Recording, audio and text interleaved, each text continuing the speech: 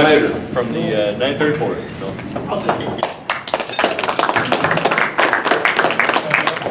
Technical Sergeant Erica Hokkanen, 934th Airlift Wing. Hey Bob, thank you for the cake and ice cream. Yes. Rich, you got anything to say? Just the comment about Liz having passed away. Randy, Joe, and I went down to see her Friday, but we couldn't get in because she was sleeping. But we left the card, and we left some comments in the notebook they had next to the door. So she knew that we were all thinking about her. So please keep her in your prayers too. And I'm quite sure, Bob, that she is up there running around with another former member of this group talking about the wasps, a guy by the name of Bachman. Yeah. Wait, If there are no other, One more guess. Thank you, Shirley. Oh, it's Lloyd Flynn's son. Thank you. Oh, my son Bob Flynn. All right.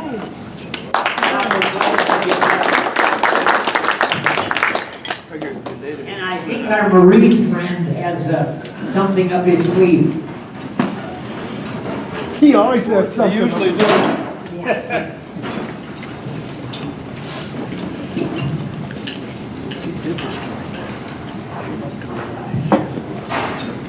I know that most of you know that if you see someone with a clipboard, be afraid. Hi, Ted. If you see someone with a clipboard and they've got a stopwatch, be very, very afraid. And do a private Beetle Bailey and get out of Dodge.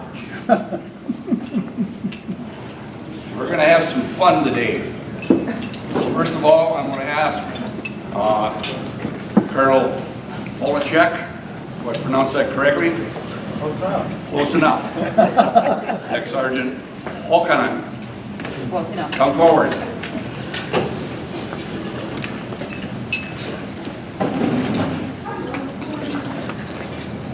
Starting at my left,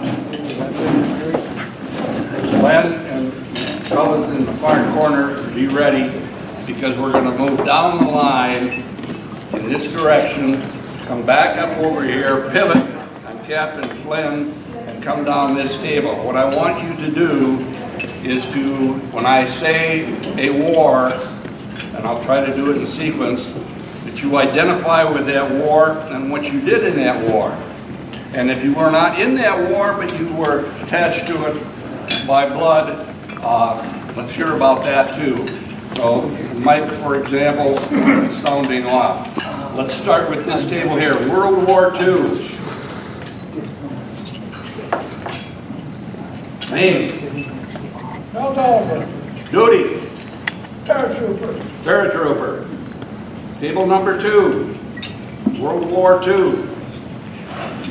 Jack Christopher, Aviation Ordnance First Class, Flying Boat, Navy. PBYs and Catalinas? PBM. PBYs and Catalinas? PBM only, All right. get her airplane. Anyone else World War II? I think man flew Hellcats on the Saratoga, the Monterey, Iwo Jima, Okinawa, mostly over Japan. I'm impressed. The Castle Bomber. Glenn Prober. I was on the flight deck crew aircraft carrier. All right, the Castle Bomber. Frank Peters, 26th Mission, flight engineer, 8th Air Force. The best. Anyone else at this table? World War II. Go ahead. Dick Pearson, I was a Navy lieutenant pilot. I was on the cabin during World War II. Jim Rasmussen, I was a navigator on B-17, flying out of England, the 8th Air Force. table directly in front of you.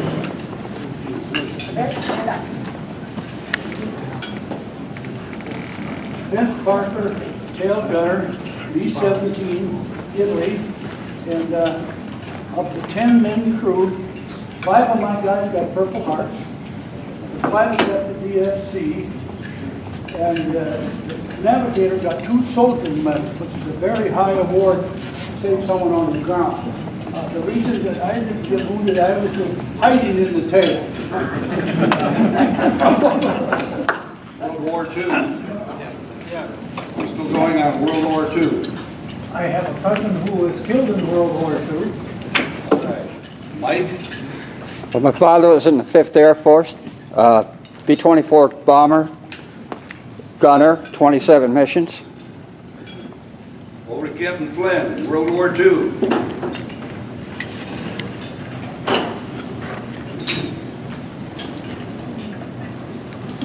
Well, you're telling us all show and tell. SPD driver. Marianas? Marshall Islands. Okay, table right here, World War II. Your Uncle Raymond. Uncle Raymond served in Captain's Group. Very good. Larry Taylor, navigator on the B-24. Very good. Mr. Knudsen. Korea. Korea, all right. Korea. Wally Roser, Korea, Okinawa. Korean War, Jeff McKenna. All right, we're gonna double back. Bob, I don't want you to stand up just yet. I'm saving you for something bigger. XMST air crew, B-17, waste gunner. Very good. Now, we're going to cover him just a little bit. He's a special case, hard case. All right, World War II, let's go to Korea.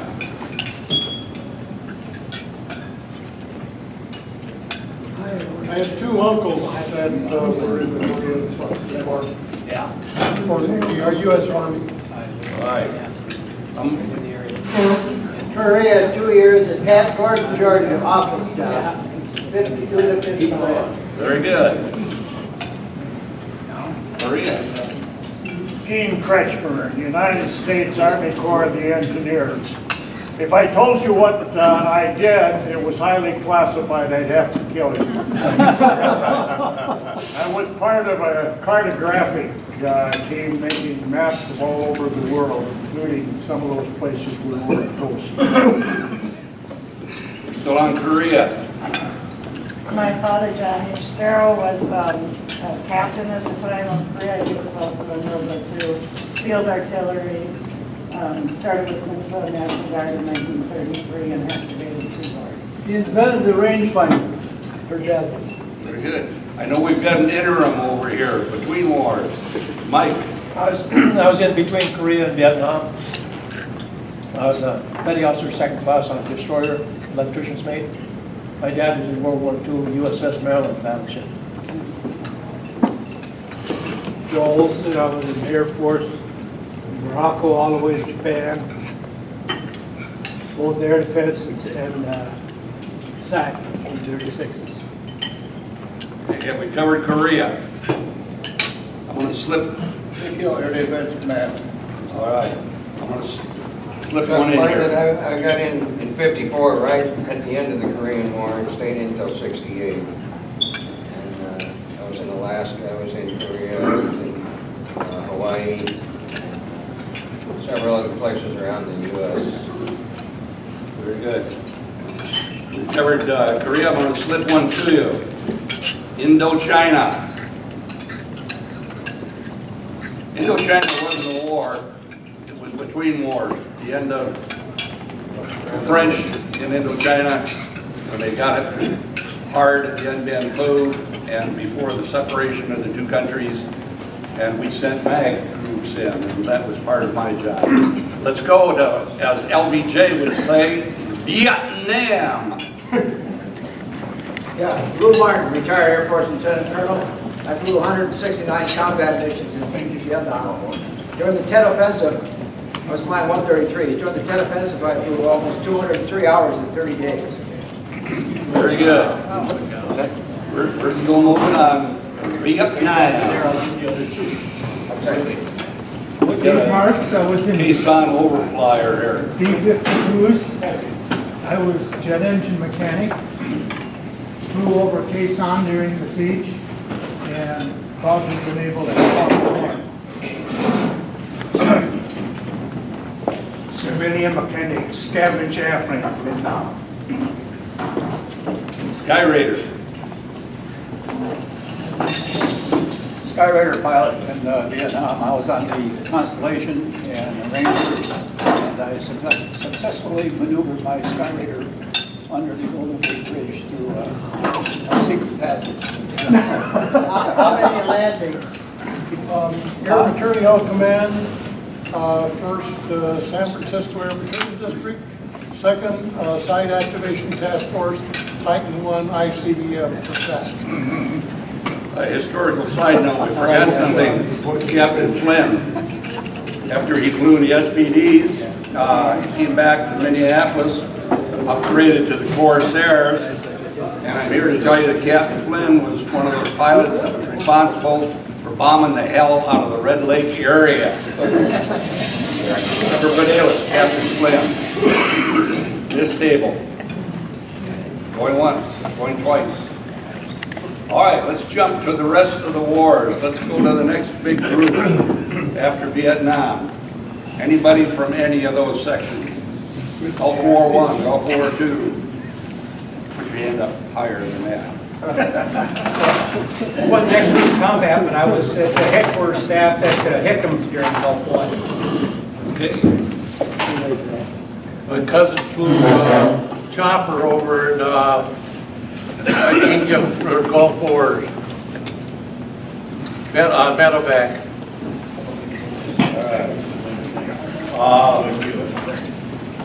All the rest of the wars, you can put your hand up at the end. Which ones? Most of them. Most of them. There's a lot of little ones. All right. We're going to have you talk a little bit more about that. Now we're up to the present. The reason we're doing this, and number one is having you face our guests, is for them to understand that this is a large room, but it's filled even larger with history. And that's why we went through the drill. Now, information. Pardon? What did you do? What did I do? Is a little, no, I was Korea when the 34th got activated to go to Rucker in '52 and decimated Camp Ripley. Colonel Ray Rosberg, the commandant, called up my mother, who knew everybody because she was a social worker. She knew all the perks, and said, the colonel said, send us your boys. So at age 16, I was among 20 that got recruited to be, in effect, a real true soldier. We lived in tents, we wore dungarees, white t-shirts, and I violated the first rule of volunteerism. Everybody knows that, right? Everybody knows the rule of being in the military, voluntary. What is it? Never volunteer. Okay, I first shot out of the bag. There were 20 of us standing there. I'm 16 years old, and the first thing that the sergeant who was left behind to rattle us into shape, he said, all right, we're going to make assignments here. Who knows how to double clutch? I got the best job for the next 3 months you can imagine, driving a 3/4 ton weapons carrier. Whoa, was it sweet. And then then during the 56, 57, 58, 57 and 58 is when the MAG groups formed that would eventually back up the South Vietnamese, and every branch had to commit to a MAG group, Air Force, military assistance group, Marines, and so on. And my particular job was to vet out of 12,000 Marines, Air Wing 330. to go into Indochina, which it still was. All right, any other wars that need to be covered? That way, I said we're saving him for something bigger. Now, John?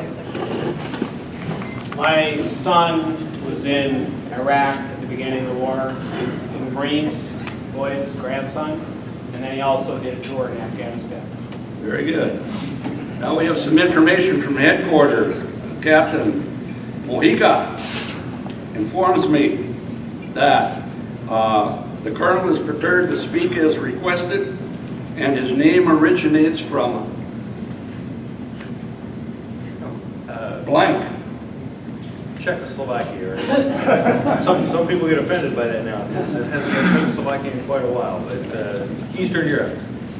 I was disappointed because I was really hoping he was Polish. And I have a few Polish stories. I'm not going to waste them on a Czech.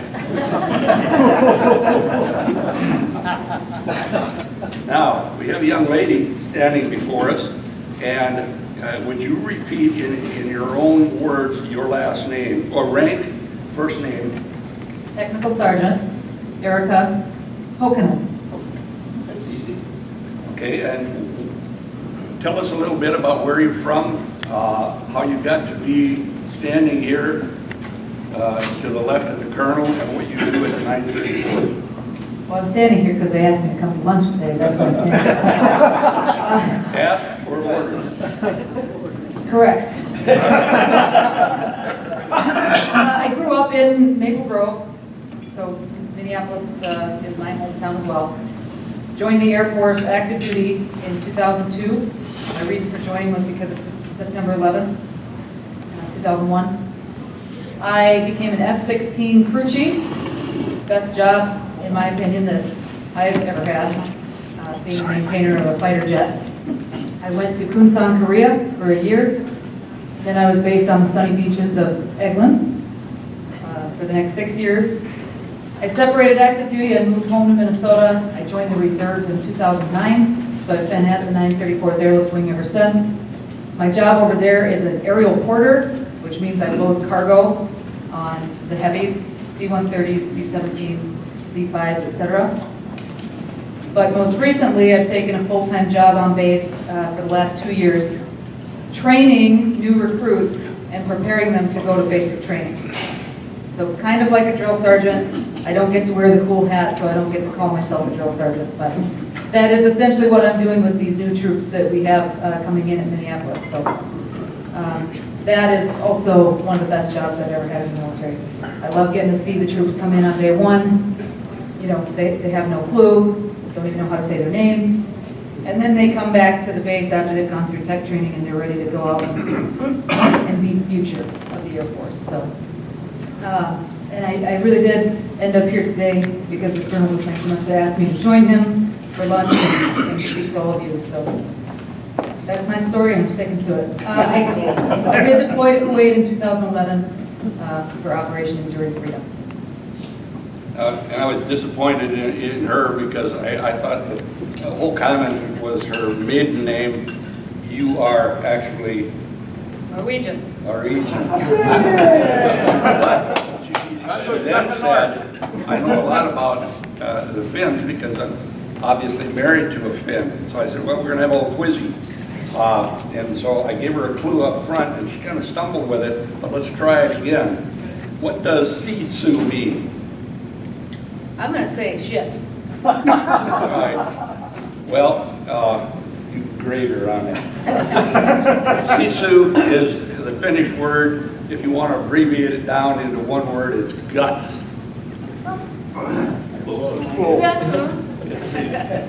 It's a warrior. Sir, are you saying term. Sisu?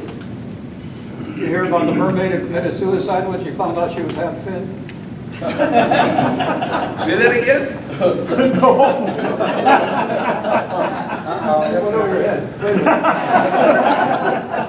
Did you hear about the mermaid who committed suicide when she found out she was half fin? That's a new stuff. I just got it. I was waiting for the punchline. Sure. The Are you saying Sisu? That's how I've learned to pronounce it. Sitsu. So I do know the word, I just didn't recognize the way you were pronouncing it. But my husband actually owned a mechanic shop that he had named Sisu. All right. So- By the way, as long as you've got that, tell us how to pronounce correctly the hot room. Because I think you told me that. Oh, my whole life, I would say, we're gonna go in the sauna. And when I met my husband, I was berated by his family because it is not sauna, it is sauna. And to this day, around his family, if I accidentally let sauna slip out of my lips, I am sent to the basement with no dessert for the rest of the night. Colonel, you're going to come on this. We're going to let you go back to your place at the table, but not before our president. Oh, you've got one. Honorary. And I would like to again thank you for your service. Thank you very much. And we much appreciate it. And I know all of us from Vietnam are very thankful that you folks have helped us get rid of a lot of the crap that's been on our home. Thank you. We're thankful for those of you who came before us, too. I wouldn't have the life I have without all of you in this room. Put holding her hand. He's not doing it, Parker. We have a little thing here. Mr. Parker always comes up to the ladies, gets a hug. And that's what Dick was referring to as I shook your hand. That it should have been a hug? And what?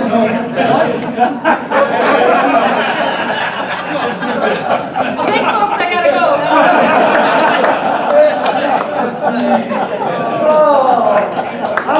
I'll go with you. Thank you so much. Thank you. And I will say that Sergeant Hokkanen was chosen because she's done a fabulous job where she is. And she's really been making a big difference, and she was just recently recognized for that outstanding performance. So glad to be able to join us today.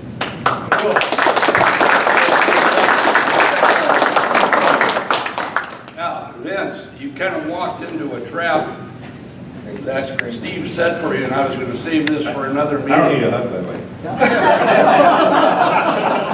You're going to get one anyway. This is our resident hugger right there. Yeah. Greg. Glenn, I'd like to make a request. This gentleman right here never got a chance to tell us what he did in WW2. WW2. And I think that'd be very interesting if you could tell us. I think he parachuted to Normandy. North of Normandy? Southern France. Southern France. Okay. There you go. On the spot here. Yes. No, I was, they're not here, Chet. I was at the 517th Parachute Infantry Regiment, Regimental Combat Team in World War II. We didn't jump into Italy, we came in the tail end of Anzio beachhead. And we liberated the western coast of Italy. Got pulled back and then made our jump into southern France called, it was called the Dragoon. And we spent 94 days chasing Germans, which is the longest stretch of combat in World War II.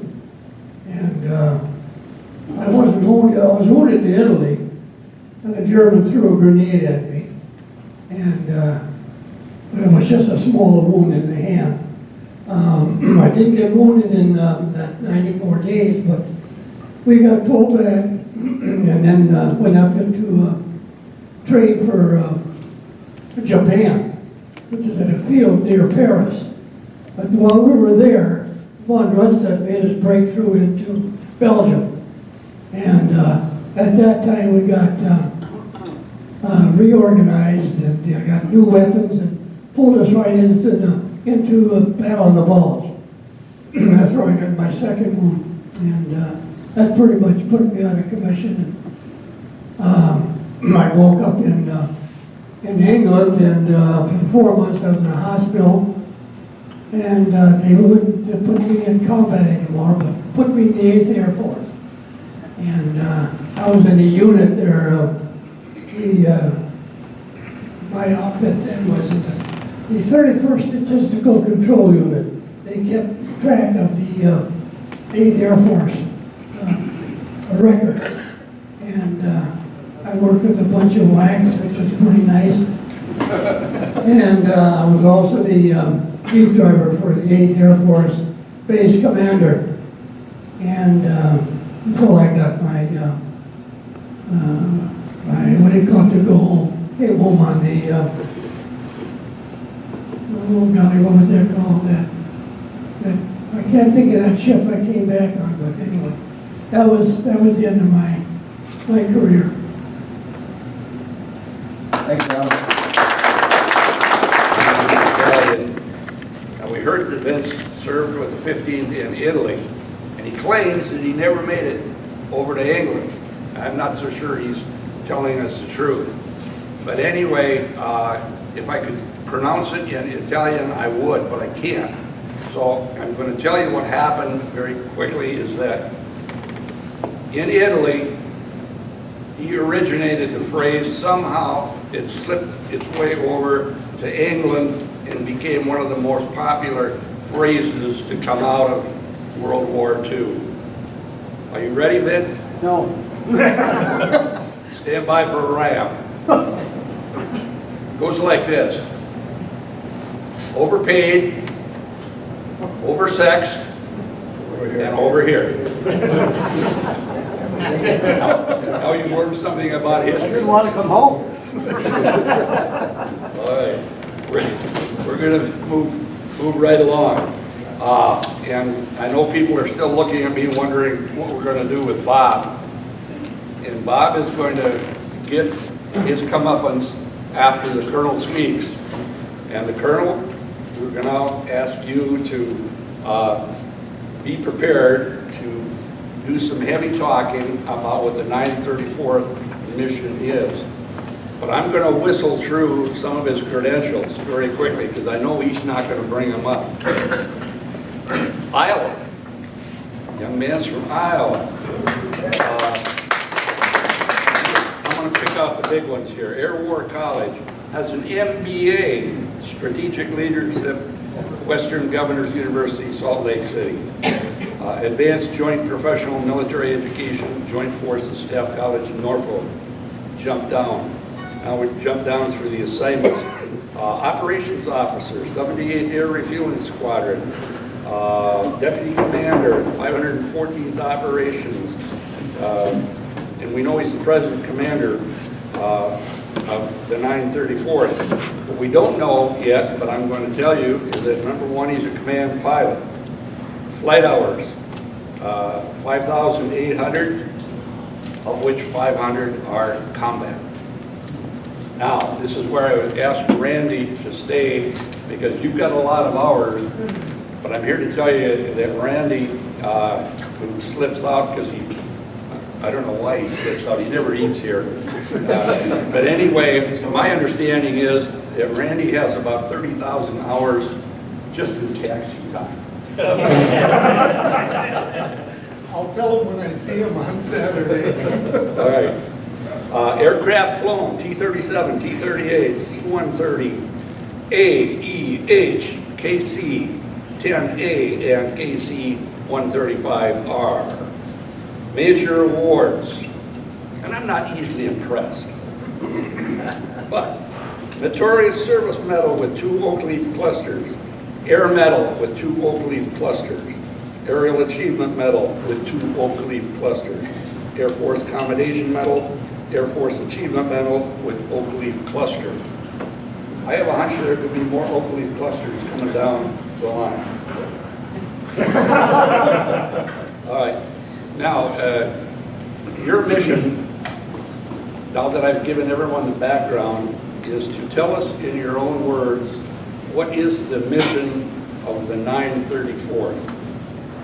Colonel, in Marine speak, you have the con. Awesome. Thanks very much. My dad was a Marine in World War II, by the way. So thanks very much, all of you, for your service and the stories. And I really appreciate the fact that you choose to maintain your affiliation and stay together and keep it alive. And you know, Hap Arnold, when he created the Air Force Association. He says, you know, let's keep the gang together. And it's the same kind of idea. It's awesome, and I appreciate it. 934th is Airlift Wing. You know, technically, tactical airlift comprises aerial delivery of personnel, supplies, and equipment to wherever they need to be. They're kind of the catchphrase, informal motto is anything, anywhere, anytime. And it's pretty good stuff. And just about all weather. We don't find the thunderstorms if we can help it, but day or night MPGs can fly into prepared or unprepared strips. It could be, you know, somebody scrapes off the grass on a field, and that can be a prepared strip or considered unprepared. And dirt, gravel, coral, whatever. Hercs have landed on those for many years. And I saw somebody posted on Facebook one day, you know, the C-130 Hercules pulling people in and out of the worst places on Earth since 1955. So, and there's a lot of truth to that. Anybody who's in the military for a long period of time these days goes on a Herc at some point as a passenger or, God forbid, as a medevac patient, or unfortunately, when we lose our members overseas, they often are transported as well. C-130s in and out. Air medical evacuation is a big part of it. We have an air medical evacuation squadron right here at Minneapolis, and as part of our unit. And they stay busy over there. That is a phenomenal story, by the way. You know, the difference between what we would do with patients back in the day in World War II, Korea, or even in Vietnam is vastly different than what we have today. It used to take 2 weeks to get the average patient from the battlefield in Vietnam to a really a good medical facility. 2 weeks. Now we do it in less than 24 hours regularly in Afghanistan. And the state of care that they're getting is, I'm sure you've read about it, the advances are just phenomenal in prosthetics and limb replacement. The IEDs, of course, have caused terrible damage to so many people. And most of those injuries would not have been survivable back in the day, but now they are, and people are coming back and thriving. And there's some amazing stories of people actually returning to service, even with amputations, because they want to serve that badly. So some amazing things there. And in tactical airlift, you kind of got a front row seat to any contingency that pops up. When I say most of them, you know, for the conflicts, that's not a credit to me. That's just due to the mission, you know, the nature of things. Since, you know, in fact, right after I got checked out, we deployed as part of our normal rotation down to Howard Air Force Base in Panama. Well, Just Cause happened to pop up right then. You know, the invasion of Panama occurred right then, and I followed that immediately. And, you know, frankly, that was a very interesting time to become qualified because we've been busy ever since then. The Air Force has been in continuous combat operations since 1993, the longest period in our nation's history. And C-130s have been a big part of that all along. And the other aircraft that you talked about, the tankers, KC-10s, KC-135s that I flew, they've been very active as well. So, because as they like to say, nobody kicks ass without tanker gas. And in these conflicts in the theater, you know, over Iraq and Afghanistan, the distances are very large. A lot of these strike stories are over 1,000 miles one way. So aerial refueling is critical to that. And I had the opportunity to do that as a pilot over there, so that was really great.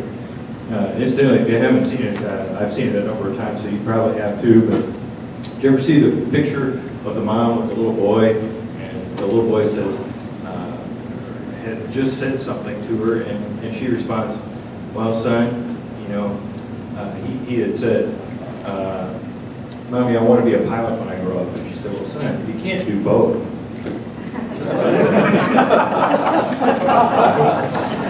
So, but in the unit here, we have about 1,400 people at the 934th. They're not all associated with flying. Certainly the air medical evacuation, the flight crews, that's a big part of it. And nobody gets anything done without an aircraft to go do it in. So the maintainers are a big part of it. But we also have an air support squadron. They move supplies and equipment all around the world. They deploy and support those operations, those big ports that are moving the big stuff all the time, either on commercial aircraft or military aircraft, all the time, all around the world. We have explosive ordnance disposal. We've got critical care, patient care for transporting critically wounded people from one place to another on the ground or in the air, and a variety of other functions. Civil engineering squad. We just got about 2 weeks ago the Curtin Award for the best civil engineering squadron in the country, and our small unit maintenance was also recognized as best in the Air Force Reserve Command. We have 56 locations in Air Force Reserve Command. We just got picked as first for that. We have the #1 family readiness program in the Air Force. That was just recognized at the Pentagon a week and a half ago. #1 key spouse program in the Reserve Command. It's really phenomenal. I've only been with the unit a short time and see what we've been doing. So, no, I had nothing to do with that. All of that predated me, but I showed up and we got like 5 major awards, bang, bang, bang, right like that. So the unit is fantastic here. The local unit culture, whether you're Finnish or Norwegian or whatever, is very much as I remembered it when I was a young person growing up in northern Iowa, which is people who work hard, get it done quietly, and are really good. That's very much the way they are up here. So, any questions for me? Is that enough on the 934th? Did I do it? Q&A time. Colonel, is any future on the officers club? I hope there's a future on the Officers Club. It is closed, as you know, and it is no longer within my span of control. Actually, it never was, because they did that before I showed up.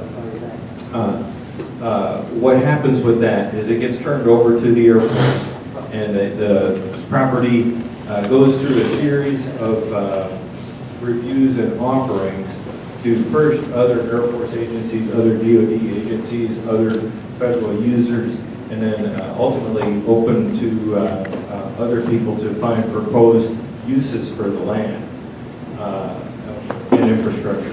And I'm hoping that somebody will have a good use for it and be able to adopt that and return that facility to some form of use. I would love that, because I would love people to be able to have access to that building again. Unfortunately, because of the security concerns, they just could not continue to maintain that facility as part of our infrastructure. I saw another hand. Yeah, you mentioned that, you know, the big change between, say, Vietnam and now in transporting people out of, into facilities and whatnot. One thing that didn't change, and that was the airplane you're flying. You still got that same wonderful airplane. That's an excellent point. That's right, because the Mighty Hurt was pulling it back then. I don't know if you ever heard the term Klanghopper Airways. You know, most of the unit when I started was about 75% Vietnam vets, and most of them were in C-130s. Although we had every representative type in the Air Force represented in our unit, people who had flown all the other types. In fact, I was telling someone here, you know, B-17 is one of my favorite airplanes, and one of my best friends that I had for many years, when I started out, I was shocked to find out that he began his career in B-29s as a tailgate gunner. And he actually flew on the Enola Gay, not on the mission, but on the aircraft. And that was an amazing thing. And I actually got to go, just happened to be there at the Paul Garber Restoration Facility for the Air and Space Museum when they were restoring the Enola Gay. And they let us go in there because he was with us. You know, so we got to actually see it before it was out for the public. One other thing is space A available out there at your place? Absolutely it is.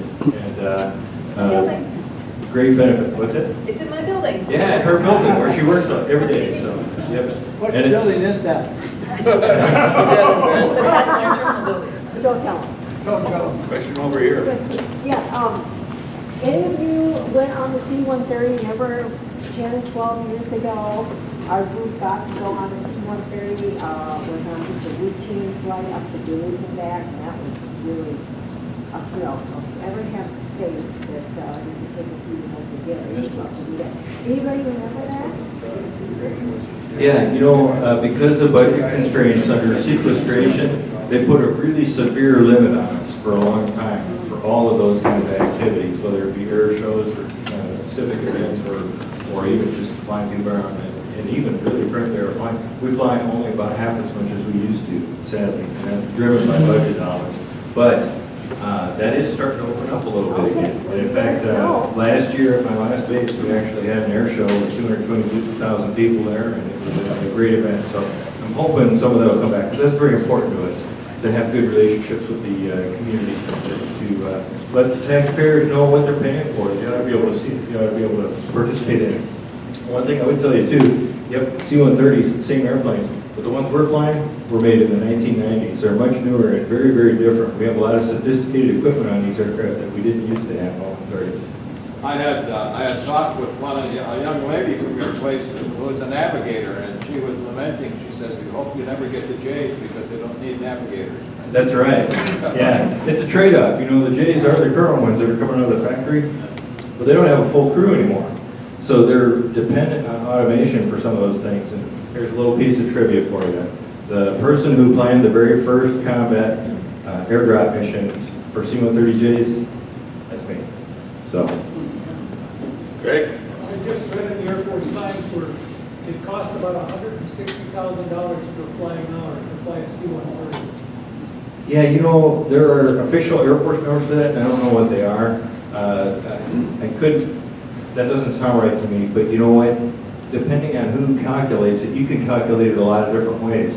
But the Air Force does use a system of comparing the cost of flight hours. What's unfortunate about that, and I learned this because I ended up going to multiple different airplanes, is that they don't seem to apply the same standards from one fleet to another. So it's really kind of a convoluted mess. I'd take those numbers with a grain of salt. You still do the high-angle assault short field? Absolutely, big part of the mission, because, you know, short field takeoffs and landings is what the plane really is designed for and uniquely capable to do. You know, there's a strip on the side of the mountain at Colorado Springs. It's over 6,000 feet of elevation. Its minimum length is 3,000 feet. That one's a little bit longer than that. I think it might be 3,500 feet, but I've landed on that one a bunch of times. And it's pretty cool, because you got to go right down past some rocks, and you have a steep descent into it. And you're trying to hit a 200-foot window. You want your wheels to touch down between 100 feet down the runway from the edge of the runway to 300 feet down the runway. So you're trying to land right in the middle of that. It's a great thing. It's a lot of fun. You would enjoy it. You guys still do LAPES? I haven't heard much about that lately. No, LAPES has been, that was one of the things that they just thought it was too costly to continue because it wasn't being utilized very often. What he's talking about is low altitude parachute extraction system. And I did do some training for that mission many years ago, but never qualified because we weren't allowed to qualify for it in our unit. But you would come down over, and it wouldn't have to be over a runway. Sometimes it was over a road, sometimes it was just a flat piece of ground. But you would come down and get the wheels 8 to 10 feet from the ground, maintain that altitude with the door open in the back, and the parachutes would come out and extract the load, which might be a road grader, for example, 42,000-pound road grader. That's about the biggest thing we would do. And it would come out, extracted by those parachutes, and just land, drag on the ground. Then you would continue going. And that was developed during Vietnam. It was a good way to deliver stuff and guarantee that it was going to be in the right place without drifting off, which it could do if you were dropping from high altitude with parachutes. One more question. The guy who bombed Casa. Czechoslovakia. I'm sorry? Czechoslovakia. Right. What? My ancestors came from what was called Czechoslovakia, so now, you know, I have been critiqued for that because we don't use that term anymore, and the Czechs and Slovaks don't necessarily like the term Czechoslovakia because that country was, you know, artificially created by outsiders. Well, the reason I mentioned, I flew a mission of Helsinki. Yeah. And the 8th Air Force told the Germans we were coming. So there was a lot of black guns. Very interesting. Oh yeah. Well, something else interesting. Pilsen if you haven't ever heard of Pilsen, it's kind of historically important because that is where in the world Pilsner beer was invented. And it actually changed beer for the world. It was right there, so Pilsen, there you go.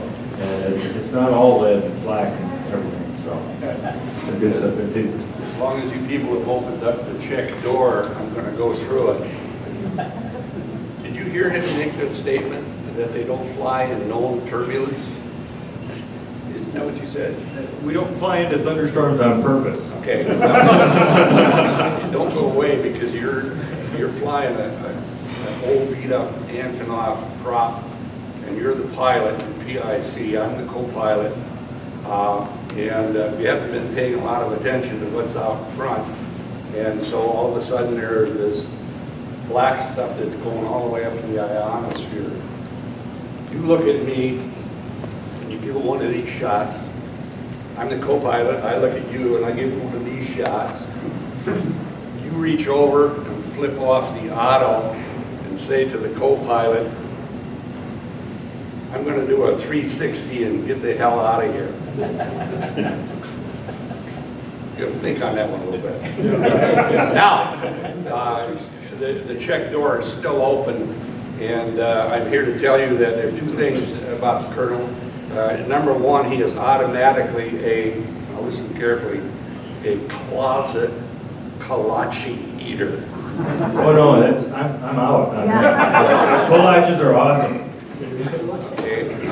Check item number 2. Pronounce the name of the small town in Iowa that you're from and give us the population count. About 300. Less when we moved away. Big family. One of the most famous things about this small town is the meat locker. And it was started by your father? I think it was owned by someone else perhaps before him, but after World War II, he went back and ran the meat locker business for about 25 years. Now it's run by? My cousin. Okay. And they make brats? They make a wide variety of things. Bizarre Foods with Andrew Zimmer did a show there. And it's fantastic. If you really want some good stuff, they have Blue Ribbon, various products from the state fairs and hot steaks and excellent products. Summer sausage, you got beer. That's enough of the commercial. I only get 30 seconds. I get 30 seconds. I'm going to challenge you, sir, to a brat cook-off, my Johnny brats against your cousin's brats, and we'll do it out at the 934th, and it'll be a brat shootout. Live fire. Are you ready for that? I'm not, but I will be. All right. Very good. Now we're going to get around to our chaplain here. But first we've got another presentation. No, not that one, yours. Steve, you got the patch? Okay, here we go. I wanted to thank you again for coming. And hopefully this will remind you of us and the fact that you're welcome anytime. And of course that goes for Sergeant Hokkanen also. Thank you, and thank you for your service. Thanks very much. Mike, Navy. Because I'm Marine and he's Navy, I can say to him, Navy puke. Do you have something that you'd like to present? Yes, but first I'd like to tell the Colonel that we were kind of apprehensive about this one. He was the DI, and he gets flashbacks. We were afraid that he'd tell you to drop down and give him 30, but he didn't, so you did well. Oh, thank you very much. Thank you for your service, Colonel. Thank you. Now, you've got a patch. You're now going to get something, you put that patch on. And Mike, I want you to hold it up and let everybody absorb it, including the Colonel. And of course, you know from one of the last meetings that the Nortons were made up on Central Avenue in Minneapolis, 90,000 of them. And so you get this T-shirt and you get that patch put on the T-shirt. And you're probably thinking to yourself, where the hell am I going to wear this? Let me tell you how this works. Is that when your neighbors see you out there shoveling the walk, mowing the lawn, taking out the garbage, and they're watching carefully thinking, what a wuss.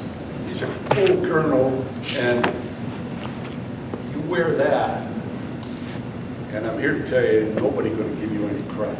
Because they're going to think to themselves, he's probably got one of them boogers in his garage. Robert, we're saving you for this. All of you who heard this, just raise your hand that he admits that over Hungary, flying this B-17 that's windmilling on 1 and 3, and they've got 600 miles to go, and he's the navigator, and he opens the navigator hatch, and he takes the Norden bomb sight and let her rip, Robert. So, and he said, you know, I said, we're looking for a Norden bomb sight to give to the Star of the North Museum. And he says, I got one for you. It's in Hungary. Wow. So, you know, being a loyal member of the service, you know, he admits that he's done wrong, even though he did not have to sign as navigator, not bombardier. He didn't have to sign the little chart that says, I will guard this with my life. Today, when I asked him about it, I said, by the way, Bob, when you dropped this through the hatch, did you put the thermite load in? No. You didn't put the thermite load in. So that Norden, 10,000 years from now, the winds blow over, it's going to get uncovered, and people are going to look at that and say, what the hell is this? And of course, if they could still read at that time, it's going to be Norden bomb sight. Now, Robert, that's the fun part of it. Here comes the downside. That's worth about 30 years on the rock pile at Leavenworth. You are going to be probably 140 years old before you see the light of day. That's the bad news. But I've done hard time at Leavenworth. I've been on a rock pile. And they have a little bit of humor and a little bit of mercy. And at the end of the day on the rock pile, after you've been taking big rocks and making them into small rocks, they let you take your favorite putting iron for the last 15 minutes of the day, and those little rocks that you've gotten down in size, you can putt. So you've got something to look forward to, Robert. And we all of us, will send you cards from time to time. Now, Colonel, that is the end of the presentation. You are Norden equipped. Thank you. We are educated. Thank you for bringing this young nose art.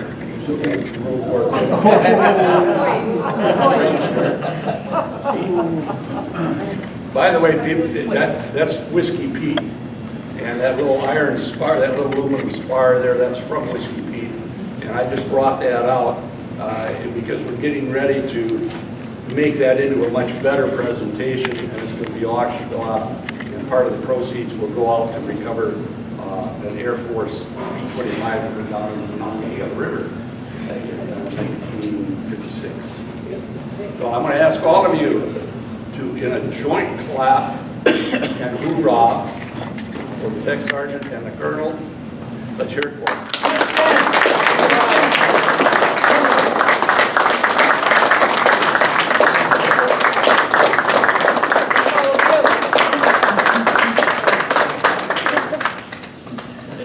I can honestly say some of my best friends are Canadian. His dad was a retired Air Force. Well, we have got his dad's 45.